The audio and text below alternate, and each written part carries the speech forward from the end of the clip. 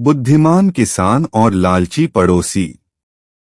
एक समय की बात है, एक हरे भरे गांव में रमेश नाम का एक मेहनती किसान रहता था। रमेश बहुत ईमानदार और संतोषी था। उसके खेत छोटे जरूर थे, लेकिन वह उन्हें बड़े प्यार से जोतता था, इसलिए उसकी फसलें हमेशा अच्छी होती थीं। उसी गांव में सुरेश नाम का एक दूसरा किसान भी रहता था। सुरेश बहुत लालची था और हमेशा यह देखता रहता था कि रमेश के पास क्या है। वह सोचता था कि रमेश के पास कोई गुप्त नुस्खा है, जिसकी वजह से उसकी फसलें इतनी अच्छी होती हैं। एक साल गांव में भयंकर सूखा पड़ा। सुरेश की फसलें पूरी तरह सूख गई, लेकिन रमेश के खेत अब भी हरे थे, हालांकि उन्हें भी थोड़ी परेशानी हो रही थी। सुरेश से रहा नहीं गया और वह रमेश के पास गया। रमेश, सुरेश ने लगभग रोते हुए कहा, तुम कितने भाग्यशाली हो। इस भयंकर सूखे में भी तुम्हारी फसलें बची हुई हैं। तुम क्या जादू करते हो?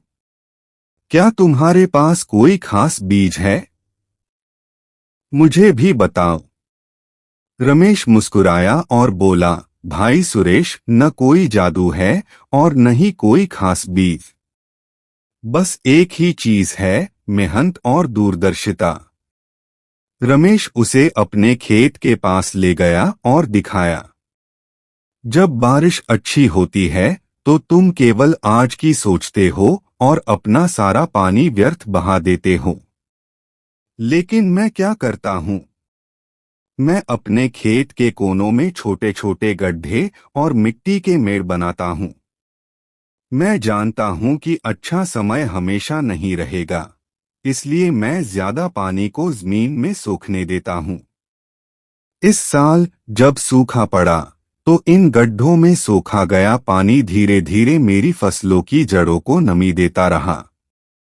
यह मेरे आज की मेहनत का नतीजा है, जो मेरे आने वाले कल को बचा गया। सुरेश को अपनी गलती का एहसास हुआ। वह समझ गया कि रमेश का भाग्य उसका ईमानदार परिश्रम और सही समय पर सही फैसला लेना था, न कि कोई जादू।